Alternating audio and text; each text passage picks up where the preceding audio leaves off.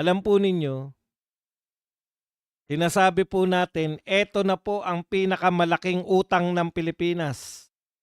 Yun pong aanga-anga na mga trolls, yung pong mga kalaban po nating mga vlogger po na wala nang ginawa kundi magpakatanga. Pero wala pong pakialam diyan yung mga dilawan at kakamping, sa kanila ituloy ang impeachment ni VP Sara, wala pong pakialam sa paghihirap ng mga Pilipino, 'no? Sa kanila importante impeachment pa rin. Okey. 18.16 trillion na po ang ating utang. Ang kinakatwiran pa rin nila, ang nagbaon naman sa atin sa utang si Tatay Digong.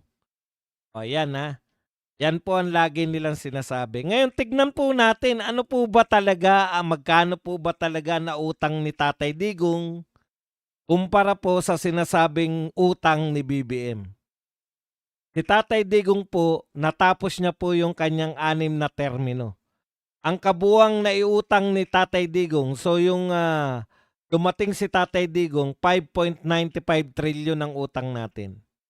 Ang ending niya po, nung siya po ay nagtapos, 12.79. Sa makatwid, mayroon po siyang nautang sa loob ng 6 na taon na 6.84 trillion. Okay? Si BBM po, as of, ano to, February 2026, kasi wala pa pong kwenta ngayong March tsaka April. As of February, ang utang na po natin na 18.16, madadagdagan pa po yan.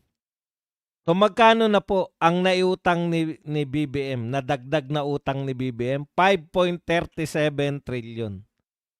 So, ibig sabihin, tama po kayo.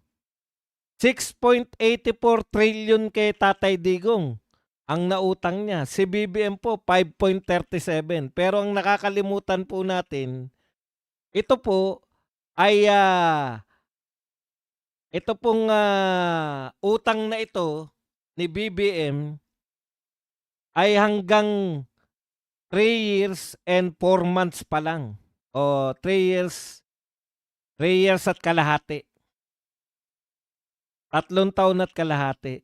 Paano kaya pag 6 years na at 6 years na si BBM? Baka lubog na lubog na lubog na lubog na tayo sa utang. Okay. Ang masakit po nito, meron po tayong, sige dito muna tayo sa utang. Paano ba nagkaroon ng utang si Tatay Digong?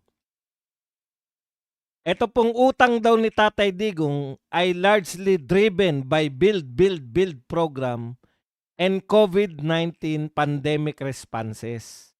So nakita po natin yung tinatawag po nating golden age o Philippine infrastructure, namuhunan po tayo sa ating pong sa infrastructure po ng Pilipinas. Nakakita po tayo ng maraming nagawang infrastructure. Lahat po ng Pangulo ng Pilipinas, as in lahat, isama nyo na yung tatay ni BBM, na nanungkulan ng 20 years, wala pa po tayong nakita na kasinlaki po ng mga ipinagawang infrastructure ni Tatay Digong. Kaya nga po markadong-markado yung build na yan. Okay. So ibig sabihin, kasama po dyan yung mga malalaking infrastruktura. Airports, seaports, sangkatutak na highway, mga skyways, etc. etc. At sangkatutak na tulay. Tanong, kayo bang lahat nakakita kayo ng infrastructure nung panahon ni Tatay Digong? Yung 6 years po ng golden years of infrastructure, kahit po idinideny na to sa atin na parang hindi natin nakita. Totoo pong naganap yan. Yan po, may pinuntahan po yung utang. Kumbaga sa mga negosyante, normal po mangutang para magkaroon ka ng puhunan. Sa mga bansa po, ang pinamumuhunan po nila para umunlad, infrastructure. Ganyan po yan, no? Okay. Sa madaling salita, mga kapatid, eto po, bukod sa build infrastructure, naganap po yung pandemya. Ang laki po ng talagang ginastos. Halos lahat po ng mga Pilipino, maliban sa tuloy-tuloy yung sweldo ng mga government employees, halos lahat po nakatanggap po ng ayuda. Tunay po yung pag-ayuda nung panahon ni PRRD. Nakakapagtaka nga po, mas malaki pa po yung ayuda ngayon, pero hindi naman po lahat nakakatanggap. Noon pong panahon ni Tatay Digong, halos lahat po nakatanggap. Siguro bibihirang bibihira. Kami, hindi po kami nakatanggap talaga dahil alam namin, tuloy naman yung sweldo namin eh. Yung mga government employee, hindi po namin kailangan ng ayuda. Pero halos lahat po, no? Maski po hindi naman mahihirap, hindi lang po limited sa mahirap. Maski po hindi mahirap, nakatanggap po ng ayuda.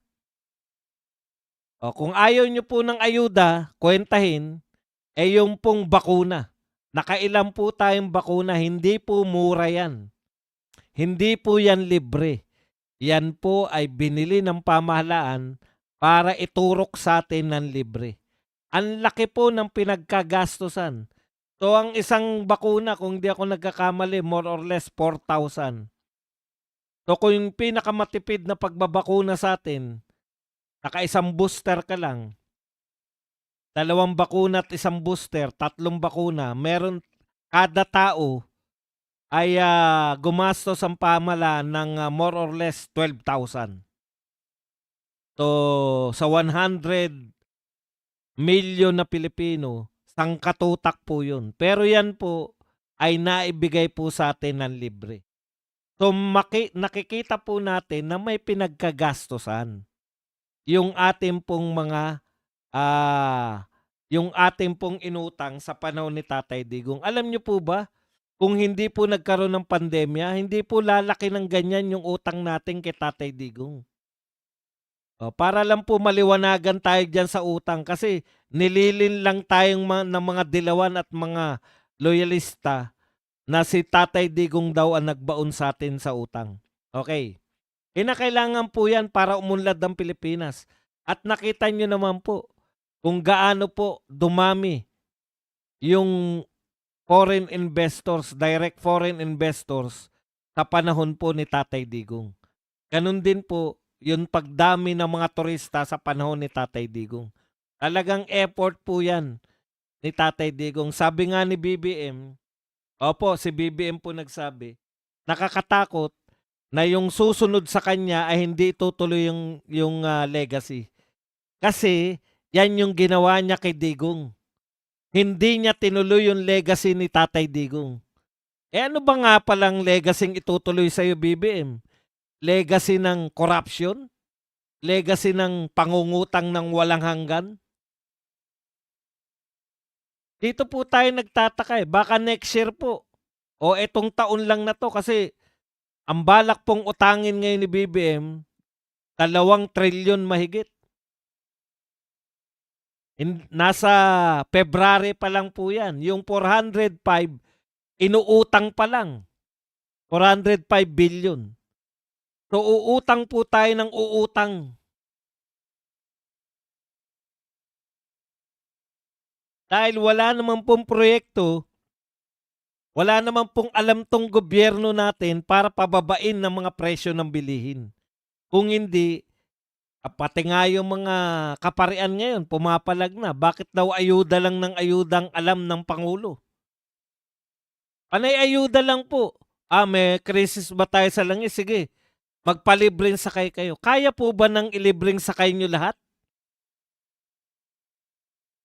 Talaga? Kaya nyong ilibreng sakayan lahat? Hindi nyo po kayang ilibreng sakayan lahat?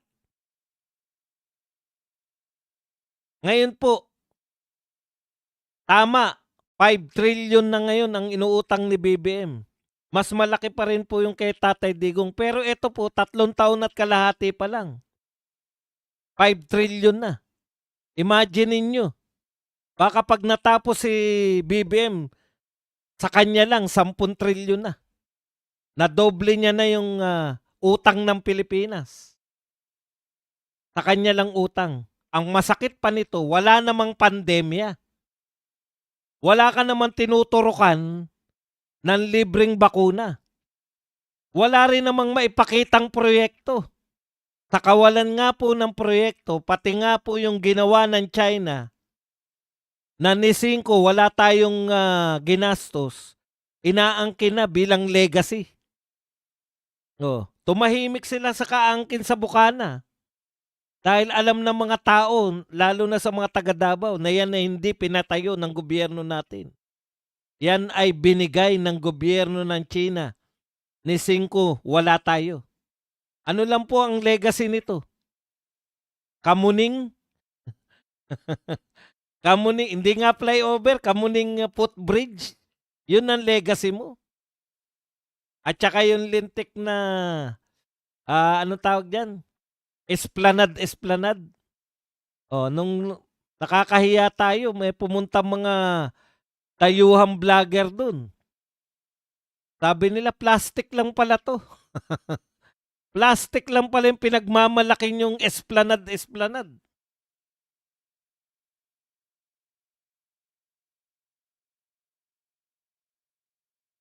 Alam nyo, sa totoo lang po, eto pong walang katapusang ayuda at saka wala nang katapusang pag-aayuda na wala naman pong naaayudahan. Doon ka nga magtataka eh. Bakit ba lahat ng tugon ng gobyerno ayuda? Tignan nyo po, lahat po. Wala pong pagtugon ng gobyerno na para malutas ang problema kundi mag-ayuda lang. Lahat ng problema natin ayuda. Pagtaas ng presyo ng langis, ayuda pa rin.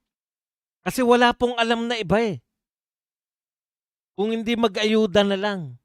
Ayuda lang katapat niyan. May problema ba sa langis? Ayuda. Ano pa mga ibang problema natin? Ayuda lang ng ayuda. Kada may problema, ayuda lang. Pero ayuda po yun sa dyaryo nyo lang. Okay.